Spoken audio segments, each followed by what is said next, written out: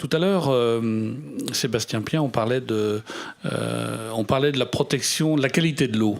Et j'ai bien compris que votre donc Synergie Mer et Littoral, dont vous allez peut-être nous rappeler un petit peu quelle est la fonction, c'était au cœur de votre problématique. Et puis ensuite, après, tout ce qui concerne la promotion des activités économiques liées aux ressources marines. Oui, effectivement. Enfin, d'abord, le SMEL, donc le Synergie Mer et Littoral, est un centre technique expérimental en pêche et aquaculture. Donc, comme monsieur le vice-président l'a dit, on est très fortement soutenu par le département de la Manche, mais aussi par les communes littorales adhérentes, dont Barneville-Carteret, me semble-t-il. Et effectivement, on suit effectivement tout ce qui peut amener à améliorer et à conforter en tout cas les productions marines du département. Donc évidemment, la qualité de l'eau reste un point central qui est suivi notamment par un réseau qui s'appelle l'Hydronord, qu'on peut voir sur notre site. Mais grosso modo, nous, on a un petit peu essentiellement sur le domaine maritime, donc effectivement on est un petit peu en constat et non pas forcément en action, puisque généralement ça vient plutôt des bassins versants et qui donc le constat, on peut le voir sur d'autres organismes. On peut le voir sur votre site internet. Alors, nous on en a essentiellement sur la croissance des huîtres, sur la mortalité, sur la qualité de l'eau, mais nous on cherche plutôt effectivement à chercher un petit peu quelle est la qualité de l'eau qui permette la production. Et on participe effectivement, alors là pour le coup en lien avec le Labéo et l'agence de l'eau par exemple dans le réseau Rémi, mais là on est simplement opérateur. Donc pour le coup c'est pas sur le site du SMEL que vous allez trouver simplement les liens du coup. Alors vous parlez de favoriser l'innovation dans les domaines que vous avez cités. Est-ce que vous pouvez nous évoquer quelques exemples concrets? Oui, alors je vais forcément plutôt parler de ceux que je suis parce que je suis un peu plus facile là-dessus. Normalement, on essaye de faire dans tous les domaines. Donc, on suit les cheptels en termes de pêche. On suit finalement la production conchilicole et notamment aussi quelques innovations qui sont faites par mon collègue Jean-Louis Blin, par exemple, et qui travaille avec les conchiliculteurs directement et le CRC. Moi, en ce qui me concerne, je travaille plutôt sur les algues, du coup. Et là, c'est vraiment plutôt dans la partie recherche et développement. Alors, racontez-nous sur quel type d'algues. Alors, je sais moi que en lisant, d'ailleurs, La mer notre avenir, voilà, on a parlé, je crois que c'était dans le numéro de mars. On a parlé j'ai vu qu'il y avait des sargasses. J'ai dit une énormité tout à l'heure en vous parlant des Antilles. Non, c'est pas une énormité du tout. Non. Mais il paraît que ça n'a strictement rien à voir. C'est pas la même. C'est pas la même espèce. Mais alors, quel est le problème et à quel problème on est confronté? Quelles sont les solutions? Comment vous intervenez? Alors nous on intervient effectivement dans l'idée de pouvoir extraire cette ressource algale de façon à pouvoir en faire un développement économique. La problématique qui est arrivée en fait par les mytiliculteurs de la Manche, de la côte ouest, au nord de Granville, où effectivement cette algue pousse de façon très importante au printemps, et quand elle arrive à une certaine taille, elle finit par avoir une flottaison positive. Ça vient du Japon, je crois, non? Alors ces algues viennent du Japon, elles sont installées il y a une quarantaine d'années en Europe. D'ailleurs, ça a commencé entre l'Angleterre et la Manche. Et depuis, elle s'est développée, on la retrouve de la Norvège au Maroc. Donc là, pour le coup, même avec le réchauffement climatique, on risque d'en avoir pour un bout de temps. Maintenant, on pense, enfin tous les scientifiques pensent en tout cas, qu'en ce qui concerne son expansion en France, tout au moins, elle est arrivée à son maximum, parce qu'il lui faut quand même certaines conditions pour vivre.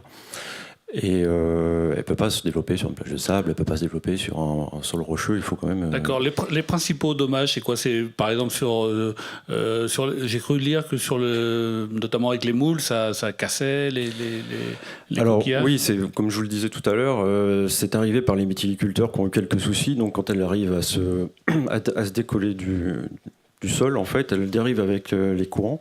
Elles vont s'entremêler dans les bouchots à moules, dans les pieux, et du coup, ça pose quelques soucis parce que ça fait quand même, c'est plusieurs milliers de tonnes qui viennent s'accumuler au pied des pieux.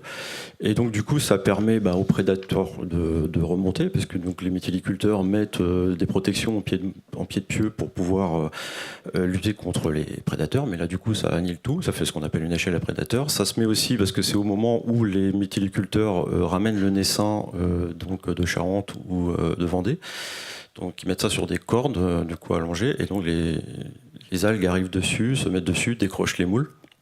Et puis c'est aussi une espèce de barrière à courant qui a été rapportée ça directement par les professionnels, où effectivement ça dévie un peu le courant marin, parce que c'est vraiment ça peut monter jusqu'à 7 mètres de haut, une sargasse, donc ça peut faire vraiment un mur.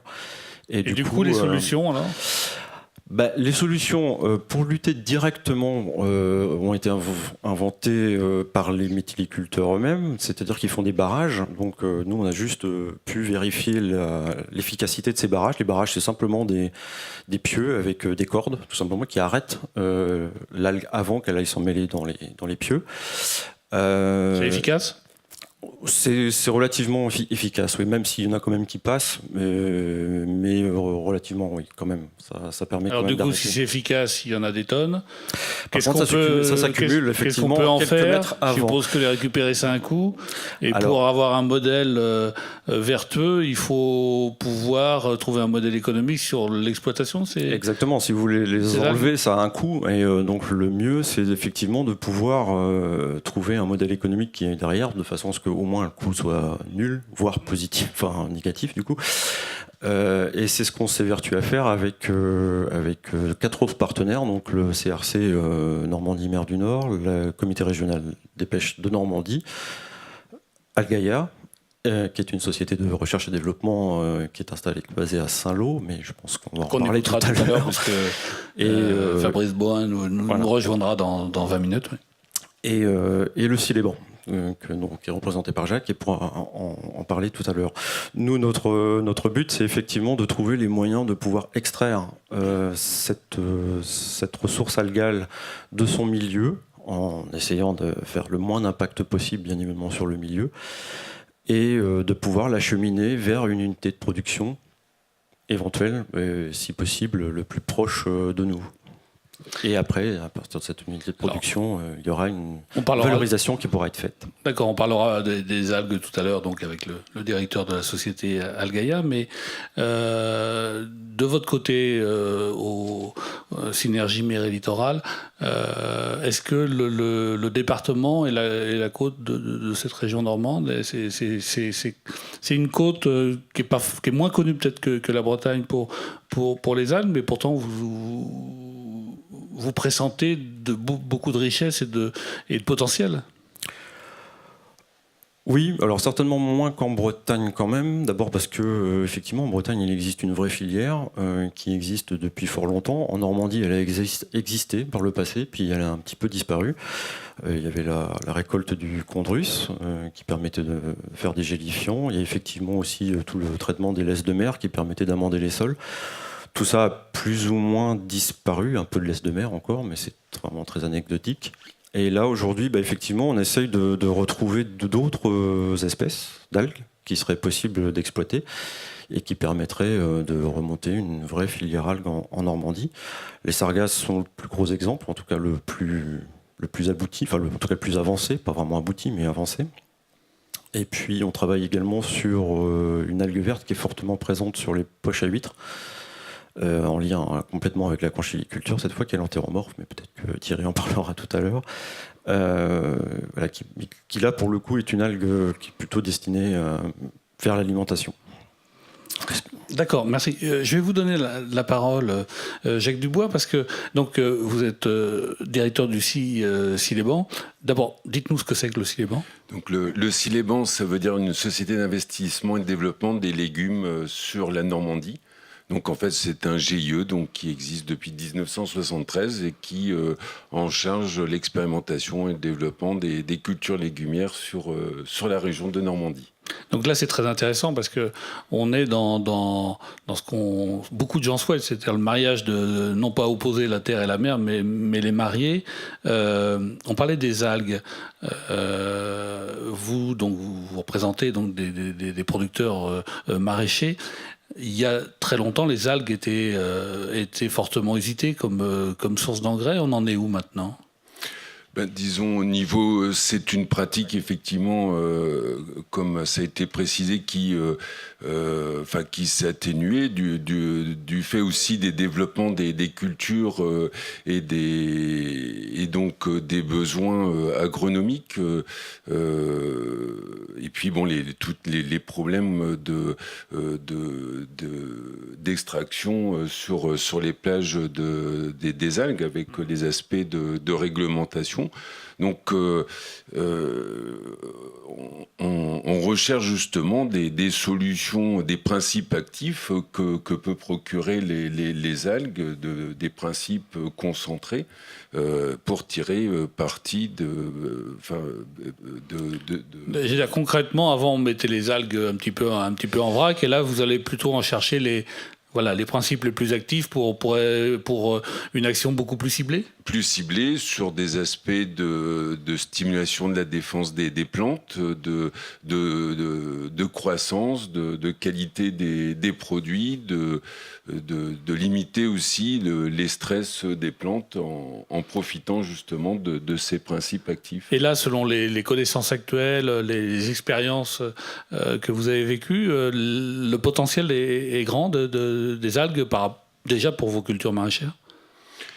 Le potentiel, il y a déjà eu effectivement certains produits qui ont montré l'intérêt, disons, de ce potentiel, des produits issus justement de la mer. Effectivement, là, on doit faire face à un développement des process de production en réduisant l'utilisation de protection phytosanitaire classique, et on fonde de grands espoirs justement sur ces solutions nouvelles développées dans le cadre du projet SNOTRin. Alors c'est intéressant parce que tout à l'heure, Jean Morin, le premier vice-président, parlait un petit peu, ce qui est vrai d'ailleurs dans d'autres régions françaises, de la nécessité de retourner la population, de faire comprendre que la mer est un atout. Mais donc là, je répète, on est bien dans le mariage de la terre, puisque l'exploitation est bien terrienne, avec des produits de la mer. Est-ce que c'est une manière aussi culturelle de faire comprendre que le potentiel maritime est valable pour tout le monde, y compris les gens qui travaillent la terre ? Je pense que les productions légumières sur le département ont toujours profité quand même d'atouts naturels, que représente le climat, que représentent les sols. Les bassins traditionnels légumiers, on les trouve au Mont-Saint-Michel, on les trouve dans le Val-de-Serre, sur la côte ouest du département, ce développement-là, s'est fait près du littoral, en zone côtière, profitant, des conditions peu gélives du département. Et ça a permis, disons, de développer toute une filière qui représente aujourd'hui plus de 200 000 tonnes de légumes. Donc avec des produits phares comme nous sommes là la première région française en culture de poireaux, le premier sur le navet, deuxième région française en carottes, la première région en salade d'été. C'est une filière aujourd'hui qui représente près de 3000 emplois. Ah oui, c'est énorme. Et est-ce que le fait de se tourner vers ce type de produits naturels comme les algues, ça peut avoir un rôle commercial dans une forme de labellisation très naturelle ? Disons, ce qu'on recherche au travers dans ce projet, c'est de trouver vraiment des solutions à court terme pour pallier la disparition des produits phytosanitaires. Ça, c'est aussi une réalité. Donc, de fournir aux producteurs des solutions à court terme pour maintenir, disons, une dynamique de production. Et puis, effectivement, je pense qu'on va passer d'une logique de production qui s'appuie pour partie sur la génétique, sur des produits issus de la chimie, vers des productions s'appuyant sur des principes un peu plus actifs biologiques et d'intégrer finalement ces solutions dans le process de production pour sécuriser les rendements, parce que la plupart des productions se font en plein champ, donc soumis aux aléas climatiques. Et puis garantir aussi une qualité, une spécificité aussi de la production légumière sur le département, c'est que le process de production permet d'assurer la croissance du légume, mais aussi sa conservation naturelle au champ. Et en utilisant le principe actif d'algues, en renforçant les tissus, en limitant les stress abiotiques, avoir aussi des produits conservés naturellement au champ. Bien, je me tourne vers tous les deux parce que ces algues, ces principes actifs, est-ce qu'on est dans le cadre d'un circuit relativement court, c'est-à-dire on les trouve ici ou il faut aller les chercher plus loin ? Dans l'idée du projet qu'on a fait du coup financé par le FEAMP, c'était donc un financement européen, c'était effectivement de trouver le chemin le plus court en fait, puisque grosso modo on trouve les algues d'un côté de la dune et l'idée c'est de pouvoir faire bénéficier les cultures de l'autre côté de la dune. Alors évidemment, voilà, c'est très joli, mais après effectivement il faut pouvoir faire mais on en est où en fait ? Parce que là, on parle de projet ou on parle déjà de réalisation ? Non, c'est un projet pour l'instant. Ouais, c'est un projet. Le projet doit se terminer en théorie 31 décembre 2019. Voilà, c'est aussi, je dirais,